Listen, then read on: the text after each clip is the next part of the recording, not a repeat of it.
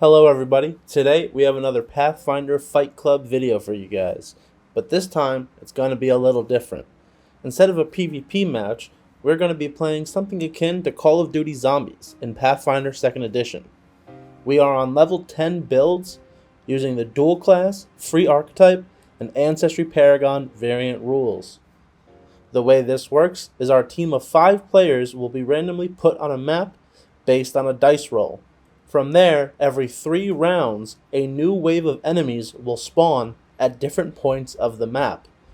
There will be a total of 5 waves of enemies, and the party's goal will be to survive until the end. Now, let's introduce our team and their character builds. First, we have Arno, playing a Ranger Rogue. Next, we have Kruin, playing a Barbarian Fighter. Next up is Faloran, playing a Wizard Cleric. Then we have Rolani, playing a Sorcerer Oracle. And lastly, Vasig, playing a Druid Fighter. Now that you've met the team, let's look at how we stacked up against the waves. Wave 1 was a rather nice start to the challenge, with the party being able to split between the front door of the building and the side of the building with the broken wall. The Druid Fighter and Wizard Cleric were able to draw out the front line of the wave, while our Barbarian Fighter, Ranger Rogue, and Sorcerer Oracle disrupted the backline of the wave on a flank, dividing and conquering the Sulfur Zombies quite handily. With good momentum heading into Wave 2, the enemy spawned quite a ways away from us, giving us even more time to position nicely for the incoming attack of zombie owlbears. Our frontline Barbarian Fighter and Druid Fighter were able to hold the line on a nice choke point, while our Wizard Cleric was able to fly above them and provide support safely. This left our Sorcerer Oracle and Ranger Rogue free to cast from the backline. While our Ranger Rogue sent his pet in to help the frontline, he was able to take shots from the safety of a vantage point inside the building, while our Sorcerer Oracle was able to put down AoE spells right on the choke point of enemies, and held the wave quite nicely. Wave 3, things start to get a little dicey, as the next wave of enemies hold a zombie lord, who are able to take command actions to make other zombie creatures step for free.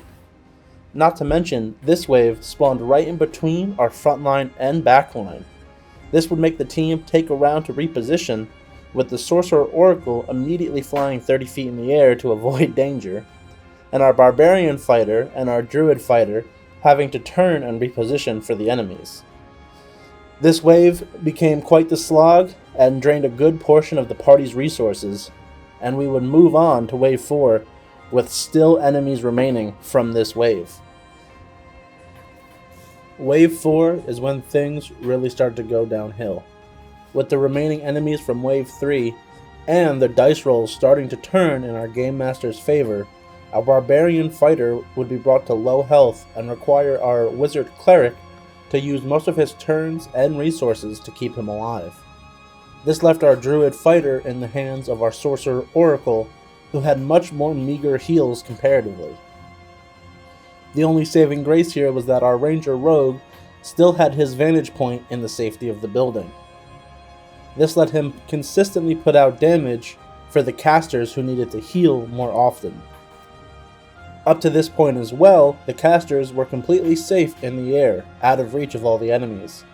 But in Wave 4, another Zombie Lord and Zombie Dragon would appear, causing the casters to have to kite away and survive, leaving our frontline to fend for themselves. By the end of this wave, our Barbarian Fighter was down, and our Druid Fighter was low, as our casters had to run from the Zombie Dragon in the air. Wave 5. This was the final wave, and although we had been able to make it this long, we were truly on the back foot now. As 2 Zombie Hulks and even more Zombie Lords appeared, our Druid Fighter would go down right at the beginning of this wave trying to flee inside the building, which left our Ranger Rogue without his vantage point and forced to flee, in the process downing his pet as well. With only the Sorcerer Oracle, Wizard Cleric, and Ranger Rogue remaining, The rest of the session became a mess of kiting and pop shots. As our game master must have had enough, the zombie hulks began walking straight through the building as the weight of themselves crushed through walls and even doors, with no check required, by the way. Our casters were able to fly inside to avoid the dragon, but it did little in the way of actually helping anything. As I said before, the walls and doors became useless against our enemies, so neither our casters nor our ranger rogue would be able to set anything up. As a last-ditch effort, the sorcerer oracle would try to cast a high damage AoE spell for the wizard cleric to play off of, to perhaps turn the tables. However, surrounded by so many enemies, the sorcerer oracle would take a lot of attacks of opportunity, and the spell would get cancelled and the sorcerer was put down. The rest of the session would be a last-ditch effort by the wizard cleric and ranger rogue, kiting and throwing heals where they could to actually revive some of us. However, at this point, there were too many enemies and the terrain was against us, and the party would fall. I hope you guys like this style of video. We are brainstorming many different game modes and ideas to implement into this Pathfinder Fight Club series. If you guys have any cool ideas or game modes that you think would be interesting to see Pathfinder 2nd Edition builds play in, please leave a comment below. With that, please like and subscribe, and we'll see you guys next time here on Variant Rules.